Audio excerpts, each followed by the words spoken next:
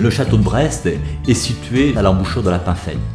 Les Romains s'installent sur cet éperon barré parce qu'il est extrêmement protégé. 3 côtés défendus par la mer et un seul facilement défendable sur la terre. Alors ils installent ici un castellum qui va durer à peu près jusqu'à la décadence de l'Empire romain. Ensuite, ce castellum passera aux Bretons, aux comtes du Léon, et ce castellum ne sera pas détruit mais toujours fortifié. Il va devenir châtelet, château médiéval, et ensuite on arrive jusqu'à la grande période de Brest où en 1631, Richelieu veut faire de Brest un port militaire. La ville de Brest ayant pris beaucoup trop d'importance par rapport à la surface qu'elle avait à l'intérieur des remparts, il a fallu songer à l'agrandir. Et dès 1845, la ville de Brest a acheté à la commune de Lambézélec une partie du quartier de Saint-Martin. Donc on a appelé ça l'annexion. Et on trouve là une nouvelle ville finalement avec de nouvelles rues, des nouvelles habitations. Mais bon, on se rend compte quand même que c'est au milieu de rien, puisque si on regarde une photo de l'église, par exemple Saint-Martin ou même des Halles, ils sont au milieu de rien. C'est assez étonnant. C'est un quartier qui a été moderne en son temps, rationnel, avec un plan en damier, avec une desserte qui était très efficace, et puis des immeubles qui marquent encore l'ambiance d'ailleurs de ce quartier. Saint-Michel est une opération qui a été plus douloureuse pour les investisseurs, qui a eu beaucoup de mal à arriver à son terme, et qui d'ailleurs ne l'a pas gagné dans les allures qui avaient été initialement envisagées. Mais c'est un quartier qui devait être en relation évidemment avec l'activité du port civil, que l'on imaginait plus importante et dont on pensait qu'elle se développerait surtout beaucoup plus vite. Alors oui, Saint-Michel-Quérusquin, c'est un quartier qui a fait le pendant de Saint-Martin, au-dessus du port. Bon, moi je retiens de Quérusquin les maisons qui sont autour de la place de Quérusquin et qui étaient habitées par les ingénieurs du câble transatlantique qu'on a posé au 19e et donc qui habitaient ces maisons. Donc il y a aussi cet aspect-là qui est important.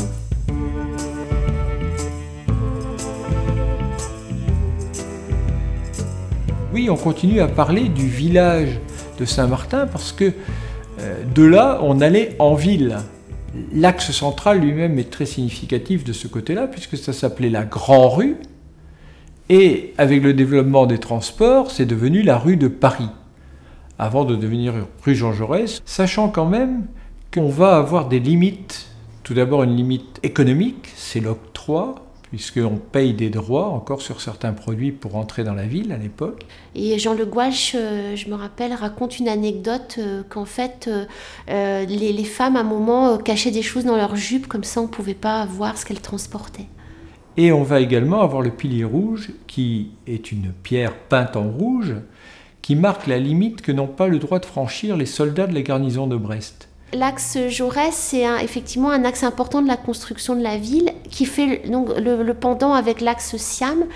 Et à la fin de cet axe Jaurès, on trouve la mairie qui est le symbole administratif et qui répond en bas de Siam au symbole militaire qui est la préfecture maritime.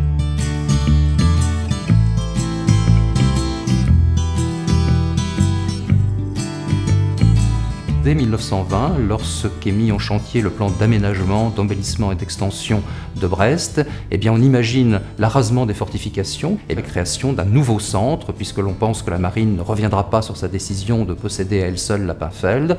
Il faut donc doter la ville d'un nouveau centre, ce sera la place de la Liberté, qui portait d'ailleurs déjà ce nom.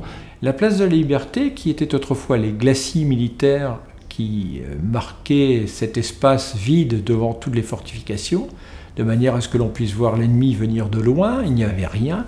Donc entre les deux guerres, c'est là qu'il y avait la foire Saint-Michel. Et on va bâtir sur ces glacis, au lendemain de la Seconde Guerre mondiale, ce que l'on appelle la cité commerciale. Et parmi les endroits que l'on peut noter, il y avait la librairie de la Cité de Pierre Le Brise, qui a été l'une des grandes librairies de Brest. Et puis il y avait le Grand Paris à la Magny aussi également, qui était un lieu où l'on pouvait trouver tous les tissus, tous les voilages dont on pouvait rêver. Enfin bon, ça fait partie des choses qui me restent comme souvenir de l'enfance. Après-guerre, on a vu plusieurs projets. Il y avait même une rue qui s'appelait la rue Jean Monnet, qui passait devant la mairie. On pouvait se garer au pied de la mairie. Et il y avait des parcs, ce qu'on appelait à la française, avec des jardins bien dessinés, des massifs de buis extrêmement bien taillés, un jet d'eau avec un bassin où les enfants venaient jouer avec leurs bateaux. Enfin bon, donc on a connu ça. Et puis on connaît aujourd'hui donc le projet de Bernard Huet avec ses fontaines et cet emplacement qu'on connaît aujourd'hui. La rue de Siam est beaucoup plus complexe qu'on ne le pense généralement. L'idée qui vient rapidement est que cette rue serait très uniforme. En réalité, cette uniformité n'existe pas. Certains immeubles sont hauts, d'autres le sont moins. Et ce qui donne cette impression de grande unité qui a été voulue par Mathon, ce sont deux éléments principaux. Au haut de la rue de Siam, les immeubles sont très dessinés, comme ils le sont au milieu de la rue de Siam. Et ces immeubles ordonnancés, et bien que dans le jargon des urbanistes, on appelle souvent des serre-livres aujourd'hui, qui permettent de donner de l'unité à des choses qui par ailleurs sont disparates, ce sont ces ensembles qui permettent de gagner cette unité qui n'existe pas véritablement. Chaque promeneur descendant la rue, en musant et en levant le nez, voit une étonnante diversité qu'il ne soupçonnait pas. On a beaucoup critiqué Mathon pour ce plan quadrillé extrêmement au cordeau, mais quand on regarde l'histoire et surtout le plan que Vauban a fait de Brest quand il est venu pour ses travaux de fortification, c'est un plan déjà au cordeau et déjà avec ses carrés et ce maillage, des rues assez grandes, assez longilignes, pour que les troupes puissent arriver rapidement et être à poste tout de suite. Donc on a beaucoup dit de mal de Mathon, mais l'idée c'est Vauban qui l'a. Alors la reconstruction a commencé par un geste d'une grande puissance, puisque l'on a décidé la destruction des fortifications qui étaient quasi intactes au lendemain du siège, et bien sûr la destruction des édifices qui, eux, étaient dans un état de délabrement très avancé. Et avec ce matériau, on a pu combler les vallons qui entaillaient le plateau, et on a donc transformé le site de Brest. Et dans ce mouvement, on a fait de Lappenfeld un canyon, qu'elle n'était pas jusque-là, puisque le site naturel permettait à des rues situées en fond de vallon de descendre en pente douce vers ce qui était un downtown au sens américain, un centre-ville bas sur le fleuve. La rue de Siam était un axe qui n'était pas droit par rapport à aujourd'hui, et sur cet axe se trouvaient les quelques beaux bâtiments de Brest avant, dont l'hôtel de Saint-Pierre qui était de la préfecture maritime jusqu'à la guerre. Quand on descend de la rue de Siam, donc sur la gauche, on a un grand porche et au fond, on a donc un jardin avec une porte. Donc c'est la porte de la préfecture maritime d'avant-guerre. Et en fait, quand on est sur cette place, eh bien, on est dans le jardin de l'ancienne préfecture maritime. En arrière, la caserne de l'armée de terre, cette fois-là, donnait sur une place que l'on appelait le champ de bataille, une grande place où manœuvraient les troupes en exercice. Et cette place, au moment de la guerre de 14-18, en raison de l'engagement des Américains, a pris le nom de place du président Wilson.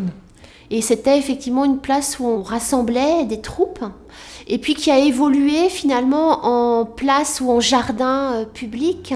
On y a mis un kiosque à musique qui était extrêmement fréquenté par la musique des équipages de la flotte, par exemple, qui faisait des concerts 2 fois par semaine avant-guerre.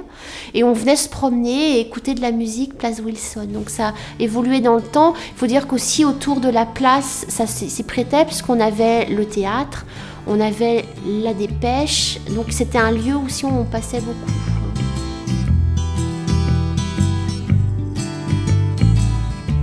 Le château abrite la préfecture maritime depuis 1953, date d'inauguration. Lors de la dernière guerre, les Allemands aussi vont laisser des traces de leur passage. En particulier, ils vont creuser le rocher sous le château pour y faire 4 souterrains. Et l'un d'eux est encore en activité puisqu'il y a le centre de commandement opérationnel de l'Atlantique. En fin de compte, le château, c'est un endroit aussi stratégique au point de vue culture et au point de vue lien, puisque nous sommes au carrefour des grands projets. Le port du château, le tram qui va passer, le cours d'Ageot, Recouvrance, le fond de Pinfel, tout ça est d'actualité et c'est vrai que beaucoup de gens se pressent pour venir visiter notre site.